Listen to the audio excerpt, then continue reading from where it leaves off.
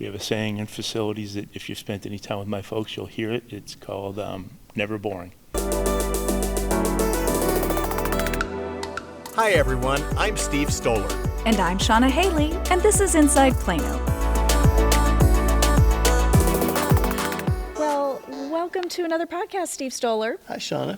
Well, it's a good time to be on the podcast. We're finally getting into winter months and better weather in Texas. And, you know, today I think we're going to do something a little different. Steve, I'm sure that you know there are tons and tons of city-owned buildings, and we could ask the listening audience to visualize a city-owned building. And I kind of wonder what comes to mind when people think of a city-owned building. You might think of a fire station or a library or your favorite rec center, maybe even the Municipal Center. Yeah. And you know, sometimes buildings are either totally or partially closed for renovations, construction, and then other times we love this. We love to invite people to a grand opening of a new facility. Absolutely. And, you know, there are several buildings in the city that the city owns, and it takes a lot of work. And obviously, you know, these are taxpayer resources. So we want to make sure that we're doing a good job of maintaining those buildings, constructing those buildings, and managing that resource. And we oftentimes take them for granted. You know, we just come to the Municipal Center, go to a council meeting, and then we go home and we don't think about any of the work that goes on behind the scenes. But it's not uncommon to see facility-related projects on bond elections, and you're having to make decisions about millions and millions of dollars, and you might wonder what those buildings are all about. Well, when you talk about facilities, we got the numero uno guy here with us today. He's the Facilities Division Manager, Paul Kunze. Paul, thank you for joining us. Thank you. Thank you for having me. Yeah. We always like to ask our interviewees off the top to tell us something about themselves that most people don't know. So what is it about you, Paul?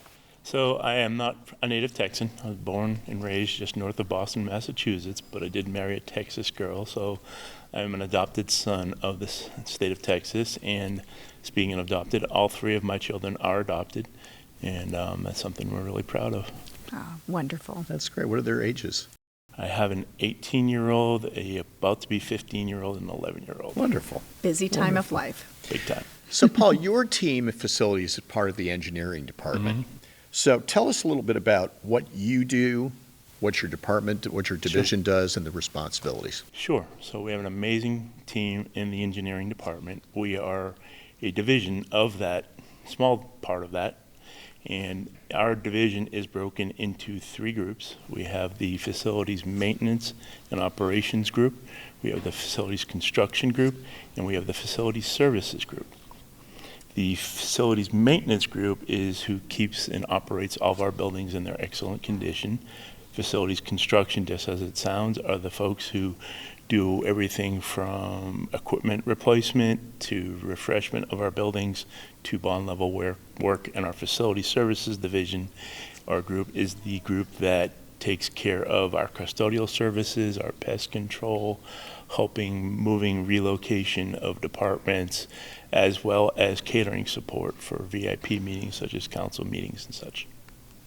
So inquiring minds do want to know, how many city-owned buildings are there in Plano? So we have active facilities, 129, Wow. and that is just under 1.7 million square feet. Wow. Okay, so these buildings are very different. In the beginning of the show, I was talking about, you know, recreation centers, fire stations. Clearly, those two buildings have very different uses, very different requirements. And you mentioned that one of your subgroups is facilities maintenance. How do you manage all types of facilities at the level that you do? So by being flexible, we have a saying in facilities that if you've spent any time with my folks, you'll hear it. It's called never boring. You know, we have all sorts of things pop up. We have a great group, so we have mechanics and technicians that take care of everything from a dripping faucet to a mechanical unit that's not working right. And then, of course, we have our services folks who make sure it is just kept up, you know, in the best way possible. Paul, we've seen several purchases come through the city council meetings for generators at our facilities. Can you tell us why there's been such a push to purchase and install generators throughout the city? Absolutely. So our past thoughts were for a lot of our mission critical facilities to have generators that provided the lights to come on and enough power for the communications and computers and such.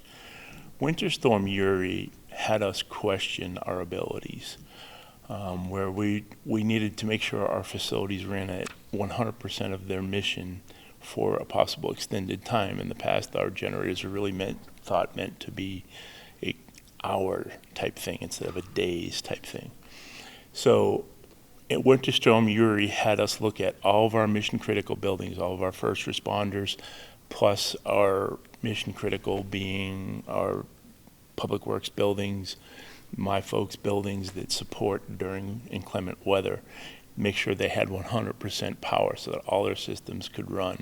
In addition to that, we also looked at making sure that we'd be able to keep buildings open as warming stations. So then we started adding generators that would run 100% power for some of our rec centers to be warming stations, say we get another Winter Storm Uri. We've had several big projects lately, namely the Fire Training Center, renovations of the Davis and Harrington libraries, just to name a few. What is the role of your team when it comes to major projects? So they are on these projects from cradle to grave. They are the folks that establish the original bond estimate so that we can bring it to council, get approval to go out and get the vote done. Once it is voted and we have the bond in hand, they are part of the team that selects the design team, and we use our construction manager at risk delivery method for most of our bond level work. They then supervise the design, construction, closing out of the project, and then that's where my facilities maintenance folks come in and take over the building and operate it. And I would just say, for folks listening to the podcast that might not know construction manager at risk, that means it's not low bid. Correct.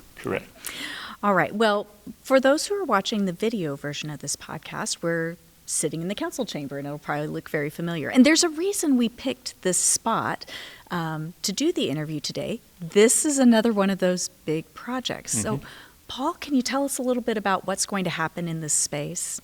So the overarching is going to be to improve the meeting experience and improve the inclusion for that meeting experience. First and foremost, there are some issues that we need to rectify when it comes to accessibility and aiding for the hearing impaired and visually impaired. Above that, we are also planning on improving acoustics, improving security, modernization of all the systems in it, and just the overall appearance of the chambers itself. Yeah, as the group that has all of the broadcast equipment, I can say some of that equipment is decades old, so Yes. it's amazing that it's still functioning. In the technology world, that's like more than dog years. That's a lot. Absolutely. Well, side question, why is the city building carports at some of our facilities? It has to go again with inclement weather and trying to protect our first responding ability. They are being built at places that house our police units. Everybody knows that fire trucks sit in apparatus bay. They are not going to get hail and ruined by the weather. Most of our police units are out in the weather, so we are trying to rectify that. So if we have another hailstorm, major hailstorm, those cruisers can park underneath, be protected, and then respond immediately. And that's based on actual experience where we lost units, right? Absolutely. We've lost quite a few units to hailstorms. What are some other projects of note that are coming up over the next year or so? Sure. First and foremost, our next project to, let's say, break ground is Fire Station 5. And then we have a new fuel station we're going to be building at the High Point Park Maintenance. It's a project that was slated before Uri, but Uri really made us realize we need to have that strategic effort to have our own fuel saved and also have generators to power if the grid should fail. Tom Muhlenbeck Center is about to go through some heavy renovations, and we're getting a new park maintenance facility at Oak Point Park to replace 2 other park maintenance units, and then Fire Station 8 will be behind that, where we're going to be doing either a complete station remodel, possibly a replacement. Wow. Paul, there could be some businesses listening to the podcast that might be interested to work with your team. how can they get plugged in for opportunities? Absolutely, please do this. We need you to go to the Plano.gov website, and all the links you'll need will be right on the purchasing website. But the biggest thing you can take into is make sure that you are registered on ionwave.com, is where the city puts out all of our bidding opportunities, and that's for design and or construction. Well, Paul, you did say you have a maintenance team, and I just want to say your team does a fantastic job. This summer was terrible as far as heat was concerned, and we here at Municipal Center, we're not alone. We know that many businesses struggled with the same thing with HVAC challenges, and just knowing that your team was on the roof in 100+ degree temperatures replacing, well, I think they couldn't replace right away, so they worked to repair, emergency repairs to get us to a bearable temperature. You mentioned Winter Storm Uri. There have been 3 winter storms in a row, and your team is the team out there sanding sidewalks, walkways, parking lots, so that those police units can get out, and fire trucks. So thank you. We really appreciate all that you do for us. Thank you. Thank you for joining us too, Paul. All right. We appreciate it. Have a great day. And we'll have some of the links to some of the topics we talked about in show notes. Absolutely, particularly for those businesses that want to register on IonWave. We'll make sure a link to that is in the show notes. And yet again, thank you for tuning in for another episode of Inside Plano. As you know, this topic came in through our Ask Plano at Plano.gov, and you know that we always ask you to submit questions that way, and we love to bring in subject matter experts to answer your questions. So thank you so much for tuning in, and we look forward to next month's episode. See you next month. And that's it for our Inside Plano. We hope you enjoyed it as much as we did doing it. If you have any comments or suggestions, send them to us at askplano@plano.gov. Bye. Talk to you next month. The Inside Plano podcast is brought to you by the City of Plano.